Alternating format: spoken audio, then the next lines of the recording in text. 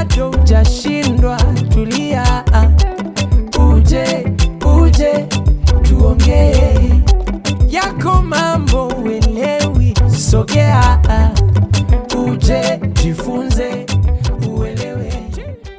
Sasa tunachotaka ni kuwapa opportunity kuwasikiliza watoto wenyewe ambao either wamezaliwa hapa au wamekuja watoto kabisa, lakini wazazi ndio sisi wenyewe, wazazi wa Bantu. Sasa tunataka tusikie experience yao na hizi kacha zetu tunazo waintroducea, kuambia mambo, mkaoshe vyombo, mpige deki, songa ugali, kula ugali huo, chakula ugali, tunataka tuwasikie na wenyewe. Kwa hiyo karibuni sana, nataka niwaintroduce, niwape chance waweze kujiintroduce quick wenyewe. Napenda tuanzie hapa kwa upande wa Paulina. Naomba tujitambulishe mwenyewe. Mimi naitwa Paulina, na miaka 13 na nilizaliwa hapa Marekani. Nilienda Tanzania nikiwa na miaka 6. Nilienda nikakaa miaka 2.5, alafu hapo nilirudi. Wow, umemsikia Paulina? Paulina ana miaka 13. Lakini katoa introduction kwa Kiswahili mambo hayo. Haya, Paulina kamaliza. So tunaenda kwa next, atakuwa Jenny. Jitambulishe. Introduce yourself wherever you're comfortable. Okay. Go ahead. Hi, I'm Janine. I'm 16 years old. I was born in America. Both my parents were not born in America. They're both immigrants. And I am very excited to speak about my experience with both immigrant parents being the first generation. All right, that's Janine. Pardon, nilikosea kidogo jina. Unaona alafu ni issue hapa, unajua kwa Marekani unatakiwa jina unaliita linavyotakiwa. Umeelewa? Haya, sasa next ni Mariam. Mariam, you are welcome. Introduce yourself. Hello, my name is Mariam. I'm 16. I was also born here in America. Both my parents are from Tanzania. They immigrated here around 20 years ago, I believe. I'm the second born. I have an older brother named Raja, and he is 21. And I'm also excited to talk today. All right. So what I'm going to do, I'm just going to turn into you guys, and feel free, just we know of course you kids in America, the number one thing which is the freedom. You have a freedom of speech. So we want to hear from you. What's your experience of having the parents from another land, the diaspora? All we know is our culture from back there, we want to put into you. But at the same time, we know you guys, you was born here, you've learned the culture of America, and you're Americans, you see? But your parents were looking you in a different eye. You say, you're Tanzanian, I'm your Tanzanian parent. Anyway, we want to hear your story. What's your experience? Feel free to start flow. Okay, I'll start. I'm going to focus more on the education aspect. Being a first generation, having both my parents as immigrants, of course, I know they are very educated, but I feel as if the system here is different, and being a child of immigrants in the American school system is very different than being a child in school back in Africa. And I feel like we face different challenges, and they are very different. I mean, not as just like bullying and stuff, but already you are different because of the way you look. And me personally, I go to a PWI, meaning I am part of the minority at my school. And I personally haven't found many issues, but I know in general there are a lot of students who struggle. Being the minority at their school, they feel out of place, and there's more problems that they face during that difference, because at home you're a majority and your family is there and you feel a sense of belonging and place. But in school, it's a big environment, it's new, especially, you feel safe at home, and then you go into this big place and everyone's like looking at you like you're different. And so I just wanted to throw that out there for discussion. Wow.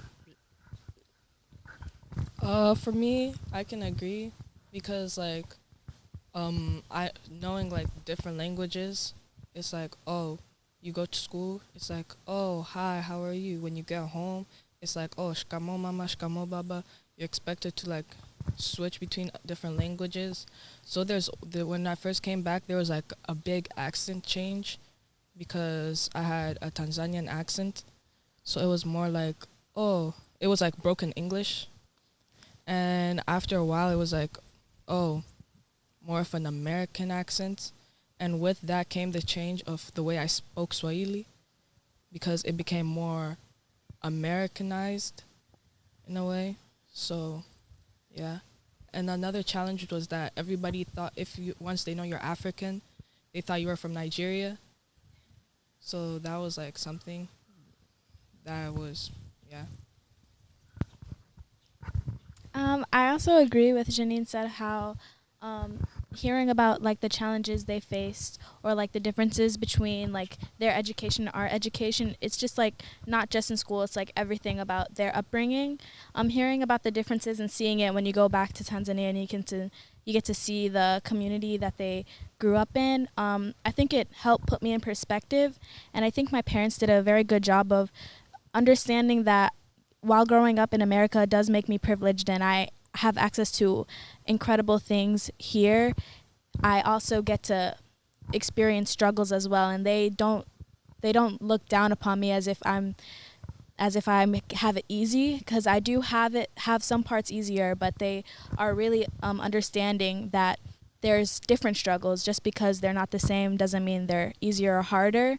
And seeing how they grew up and hearing the stories about their childhood also helped me become more appreciative of what I have and more understanding about different parts of the world and have a broader sense of knowledge and a greater sense of appreciation and gratitude for the life I have, and a gratitude for them for what the struggles that they have gone through in order to make sure that my life is easier and bring me to an environment where I can have access to these resources that I do.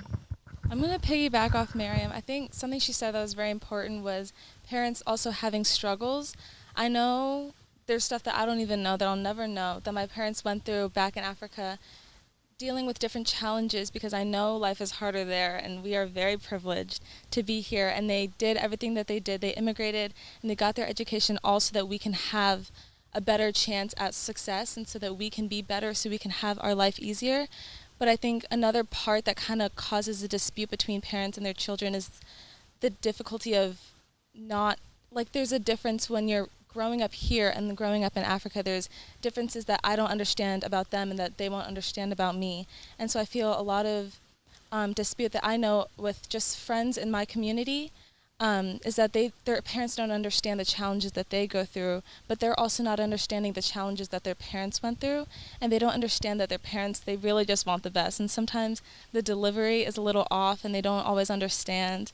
But I know that my parents do want the best for me, and they're doing everything out of love. It's just sometimes it's just lost in translation, and there's always going to be differences, but I think it's important to communicate and understand that you can't understand what someone's going through without asking and without trying to see life from their perspective, because it's different. I've had it hard, but that doesn't mean that what they've been through is less important. And just because they've been through a lot, that doesn't make what I've gone through less valid. So. Wow. For me, like, I agree with both of you guys said, because it's like, from my side, it's everybody has gone through a lot in life, and what my parents went through will never be what I went through, and what I might be going through in the future, or what I'm going through now will never be what my parents went through. And it's just mostly the way they say it, because the way they were taught to say it, it was like in a way that the child, it's like in America, American culture teaches you how to be able to like sometimes challenge the parent, even when you know the parent is wrong. And sometimes the parents might take it because back home it's like, oh, mi ni mkubwa kuliko wewe, unataka kunisikiza mimi ndo nile kuzaa, mi najua maisha, wewe bado haujaishi maisha. It's like that. And it's like, say it, rap it, girl. But in America, it's like, oh, you'll never, it's like, oh, we can also ask questions. It's more like to broader questions, asking about, oh, but why can't it be like this? It's like us kids might see it's not like challenging, but to parents who were taught in a way that it's talking back and it's rude, it might be seen as ill-mannered, and that's when the disciplinary action may come in, and that's where a lot of kids will feel like they're not being heard, even though the parents will try their best to be heard.